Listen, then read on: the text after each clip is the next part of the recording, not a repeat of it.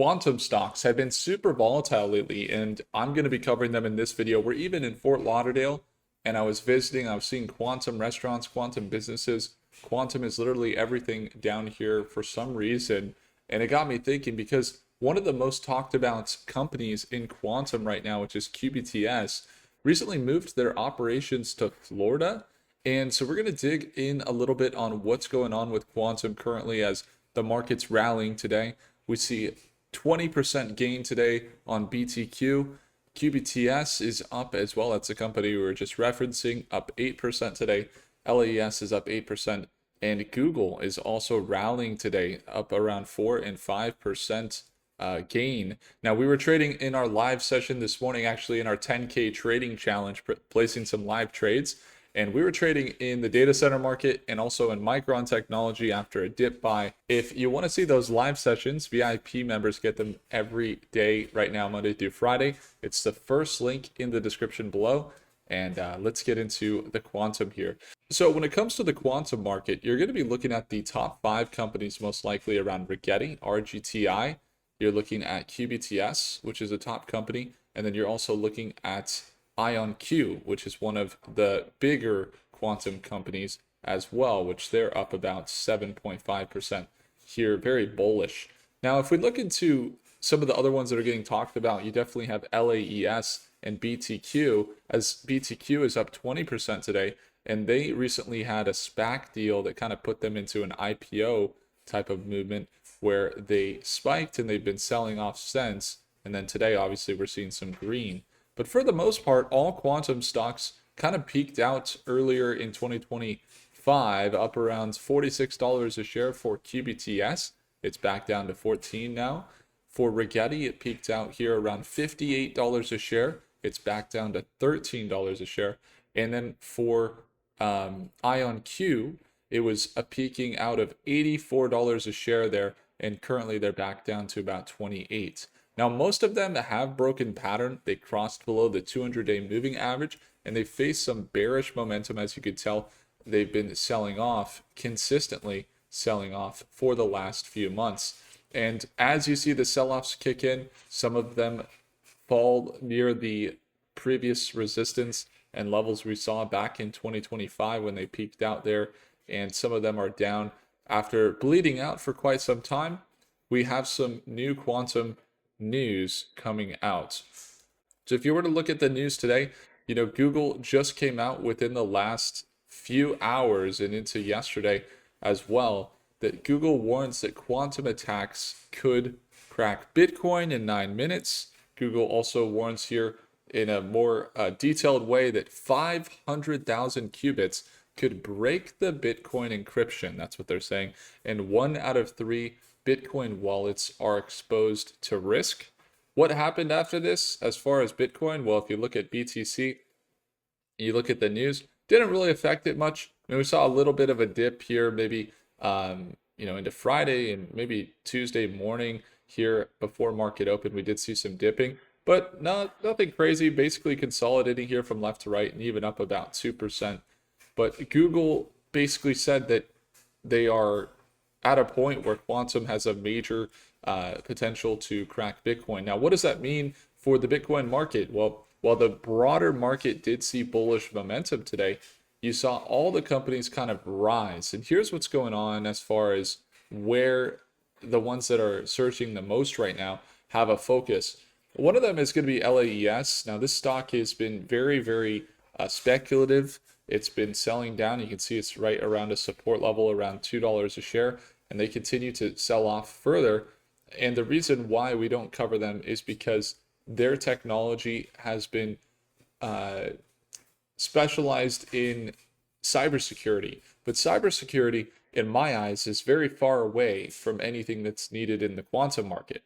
But when you see Google come out with news like this, and it really affects, let's say, some of the conversations around quantum computing, and even some tweets here from, for example, the CEO of Binance, CZ, says, saw some people panicking or asking about quantum computing's impact on crypto.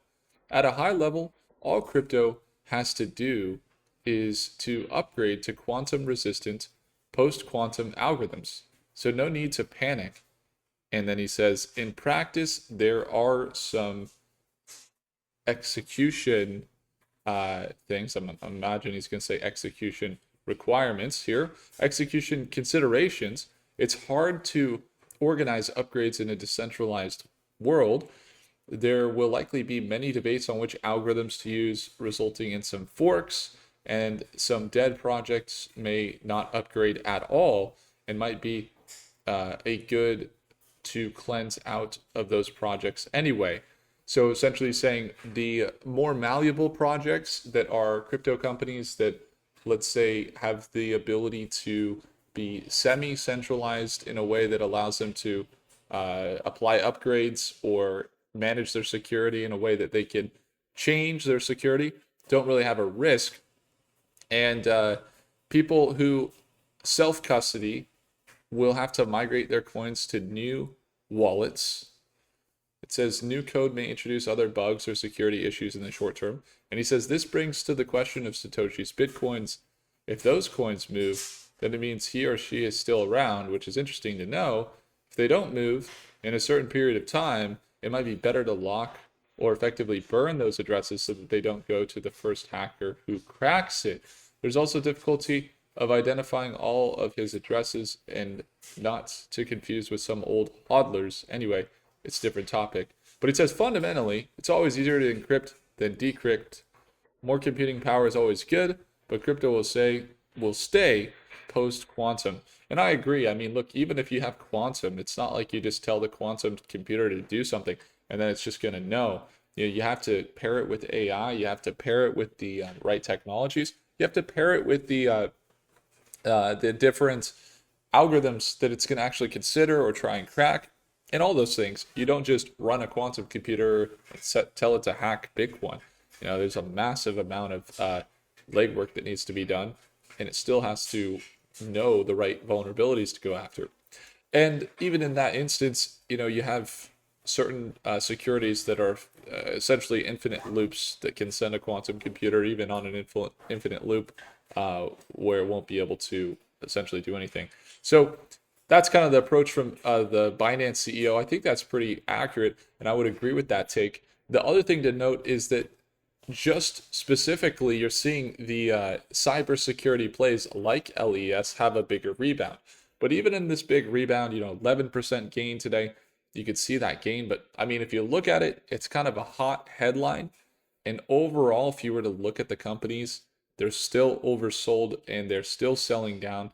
And in the quantum world, at least how I see it, is these are all 3 to 5 to 10 year plays. And ultimately, while I do love to trade them short term, I still don't see these opportunities as short-term trades to get in on Rigetti or on INQ. I think that quantum is going to be the future, and anybody that wants to say otherwise, I respect that opinion as well. But I do believe that one of the things that served me best is to invest in these companies very early on. And so while they are down, it's, $13 a share with Rigetti. We started covering this one around $1 a share. Someone recently mentioned, I believe it was on my Instagram DM, they said that they were also in around $1 a share. And then someone else in my Instagram said that they didn't get in around $1 a share. In fact, they bought up here around $30 to $40 a share. And now they're very upset about the recent sell down and wondering when it's going to get back. And I'd say they, for the most part, if you look at the targets, most quantum companies are within their targets now, and even still above their fair value. So if you're to look at some of the projections, they're pretty mixed. You got, for the most part, in the near term, you have some bullish momentum, ChatGPT even indicating 12% gains. But into the longer term, let's say 1 month, it is bearish. 3 month is a little bit flat to bearish. When you get into the 1 year plus, you start to see bullish momentum on most quantum companies.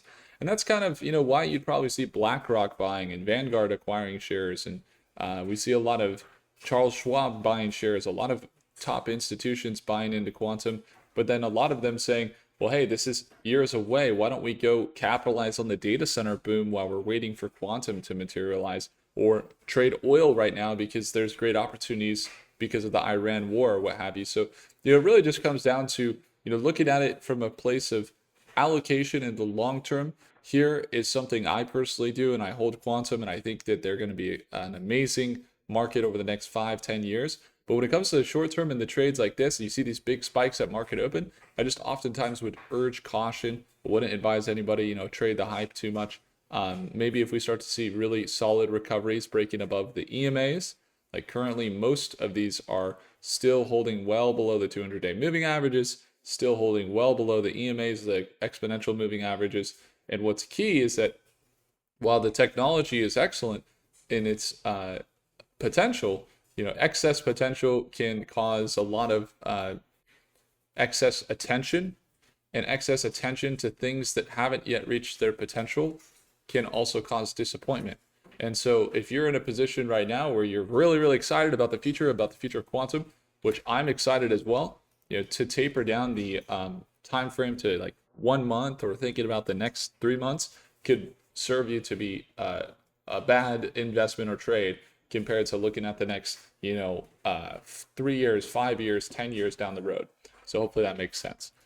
So when it comes down to the companies, again, there's a lot of news too. Google's announcement with that is going to be big for cybersecurities in the short term. We might even see some short-term volatility that looks bullish, but for the most part, we're still seeing that bearish indication and no signs of reversal just yet. I hope you guys enjoyed, and do make sure to tune on in. We got our session in the 10K trading challenge today.